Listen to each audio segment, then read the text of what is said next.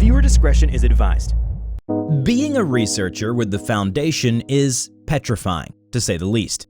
The paycheck is amazing. I'd probably be able to retire in only a few years with all my salary, but only if I'm still alive then. It's kind of funny to think that something like the Foundation has things like HR department, payroll and benefits, etc., despite housing the most bizarre and even dangerous anomalies on the planet and quite possibly the universe. Personally, out of all the heinous and grotesque anomalies we have, the one that perturbed me the most was the damn cyborg. Tell me, Doctor, have you ever seen someone be held down and vivisected without anesthesia, forcefully kept alive throughout the process, and watched as their organs and skin being harvested with surgical precision? And then to see yourself be a part of some cybernetic freak of nature? There's just something about the dispassionate manner in which it uses its tools to cut and slice apart human flesh. The sound of it operations and victims scream from an orchestra of horror. I know we gave the thing D-Class to toy around with to see what it does, but even some of those hardened criminals didn't deserve deaths like that. I've begun to question my role here, but as I've said, the pay is too good. Now, are we done here, Dr. Abalin? Hello everybody, I'm TheRubber. Today, we bring you a SCP Foundation Euclid class object SCP-2878. SCP-2878, also known as Reverse Cyborg, is a humanoid entity primarily constructed from steel and common electronics. It stands at approximately 10 feet tall when fully erect, but normally prefers to stand with its back hunched. Speaking of posture, 2878 is humanoid in appearance, but more accurately resembles an ape with its long, bulky arms and midsection with short yet powerful hind legs. It also uses its knuckles to move. Furthermore, said knuckles have retractable claw-like appendages. It must be noted that the vast majority of its external metal coverings are damaged or missing, but it is making attempts to rectify such damages. More on that later. 2878 possesses intelligence equal to that of an average man, but has incredibly advanced knowledge in specific areas: mechanical engineering, cybernetic augmentation, and logical reasoning. However, it lacks the ability to comprehend the minds of humans. In other words, the concept of human empathy is incredibly foreign to 2878. Several have proposed that due to the cybernetic adjustments made to itself, it has severely hampered its ability to empathize, in favor of specializing in the aforementioned areas. It is due to this that it has zero social awareness. 2878 is hostile, predatory, exceedingly aggressive to all human life, and will not hesitate to attack as soon as one is noticed by it. Those who are captured by 2878 will be forcefully held down and brutally vivisected, so that it can harvest its victims' organs and replace its damaged components on the outside of its body. All other flesh is then converted into some kind of viscous liquid which it will drink for sustenance. 2878 uses the decapitated head of a woman, which was missing her jaw, to serve as its own head.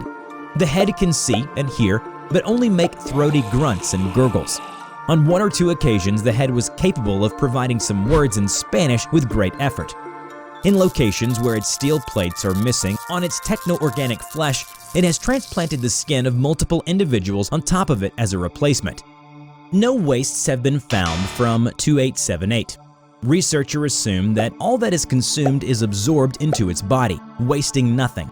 2878 possesses two hearts, most likely to help push a large amount of blood through its cardiovascular system. Multiple human legs have been grafted onto its right leg. However, all the legs are experiencing decay, cell death, and infections due to massive weight of 2878. Although it appears to be inactive most of the time, 2878 is in fact aware of its surroundings. An unfortunate incident was brought to light in a counseling session between the lead researcher, Dr. G, and the on-site psychologist, Dr. Abalin. Alright, Doc, tell me, what's bothering you? Dr. G took a deep breath before recalling the incident and the horror he had witnessed. We were performing our routine checkup around the containment facilities. One of the junior researchers under my wing, Bahitia, stepped up to the door's voice activation panel to open the door. The moment Bahitia stepped in, She was unlucky enough to be next to the door of 2878's containment chamber that was left open. Damn it, how can people be so damn careless? I'm sorry, Doctor. It was a most disastrous error, I'm sure. You're damn right it was. Some fool was careless enough to leave the door ajar, a door that holds one of the most violent anomalies we have. It was able to see Bahitia. Without warning, reached for the door, ripped it open, and pulled her in before we could do anything. Dr. G was beginning to sob. The psychologist only remained silent until he continued. We immediately ran from the scene, like a bunch of cowards, and alerted the security team. They arrived after 10 minutes. Bahitia was killed in 2. We were then holding out in a secured cell nearby, watched the surveillance feed closely as Bahitia was brutally and surgically abused. Oh God, Bahitia, I can't go on. I know it's hard, Doctor, but please try to remember. What did 2878 do to Bahitia? 2878 used a single claw to tear her up. It was quick and efficient.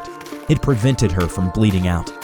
It then extended a series of wire connected to her to provide some kind of life support. Right after that, 2878 then immediately extended a multitude of wires and scalpels from its claws. As much as I hate to relive and admit it, its operation was surgical. It was brilliant. It was unlike anything I've seen. Bahitia's vitality slowly ebbed away soon after that. 2878 then blended her body into a pulpy, fleshy liquid and consumed it. Then it added the pieces it stole from her into its own body through augmentation. Her screams, oh God, the image of her body being twisted, they won't leave my mind. I couldn't sleep after that. How did you manage to neutralize the anomaly after that? The Foundation tech team was able to hack into 2878's system and gained control, but it didn't last. 6 hours after her death, 2878 began making wheezing and screaming sounds. After another 12 hours, its vocalizations had developed into monosyllabic grunts. 48 hours later, they recognized its vocalizations as some sort of garbled Spanish. They alerted me immediately, and a communication attempt was carried out via a drone-mounted radio. I entered the room where my assistant had hooked up to connect to the drone feed. I thought I had recovered, thought that I had accepted whatever happened to Bahitia as just an unfortunate accident. I thought I was calm, but when I stepped into the room and saw the abomination on the screen, all those painful memories, her screams, last images of her alive, all of them flooded my mind at once. It was painful. That thing is pure evil, I'm telling you. SCP-2878, can you hear me? It remained still and motionless. It didn't show any physical signs of noticing the drone.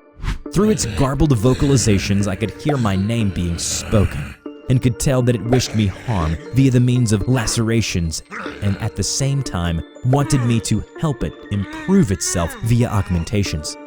Before I could ask further questions, 2878's vocalization glitched. ID 59004, requesting access. That damn thing read Bahitia's mind before she died. It found out the access code to the door and said it loud and clear enough for the voice activation panel outside its cell to pick up. As it beeped and lit up green, the door whipped open and 2878 began to move. Oh my God, it's breaching containment.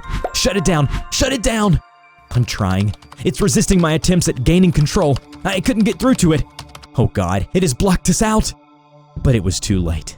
2878 was already out of its cell, scanning its surroundings in search of more human targets. We have no choice. All right, we need to send in some men. Let's hope the EMP grenades will fry that damn thing's system. I specified that the security team equipped themselves with EMP grenades and electro rounds designed to stop machines. Luckily for us, the plan worked. An EMP grenade was tossed into the corridor where 2878 was, and it set off an EMP pulse strong enough to disable 2878, as well as its surrounding. The drone went offline, and then I was watching the security force's cam footage. 2878 was stopped in its track, and it was motionless. Sparks shot out of its jumbled system as the men secured it. Dr. G stopped talking. His face was transfixed in an expression of horror as he began to tremble. And then what happened? The thing, although it was inactive, its two hearts were still beating and pumping blood through its biological components, like it's half human, half machine. I'm telling you, that thing's an abomination. We have to terminate it. Dr. Abalin studied him briefly and began writing on his notepad. Well, unfortunately, that's not up for us to decide, Doctor, and I feel a short vacation would do you some good. What say you take a break from work for now? Remember to check out my new animation channel, TheRubber Talks, where I share my life story, thoughts, and opinions. Just click on the link in the description to enter the Rubber's world. I hope you enjoyed today's video. Which SCP do you want to see in the next video and why it is interesting? Let us know in the comment below. We will draw your story and share it with the world. Don't forget to click like, subscribe to the channel, and hit the bell. Please share it to your friends if you like this video. Thank you so much for watching, and we will see you in the next video. Bye-bye.